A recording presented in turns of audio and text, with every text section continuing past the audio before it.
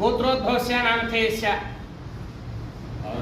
ఆరట్ల గోత్రోద్భవులు వెంకట కృష్ణారావు గారు భారతీ గారు దంపతులు ఈరోజు శివాలయ నిర్మాణార్థంగా స్వామివారికి మూలధనాన్ని 25,000 రూపాయలు సమర్పించి ఉన్నారు. 25 సహస్ర సేవా కైంకర్యం నిర్మాణార్థంగా అమ్మవారికి దసరా శరణవరాత్రి ఉత్సవ సేవగా విశేషంగా వస్త్ర సమర్పణం.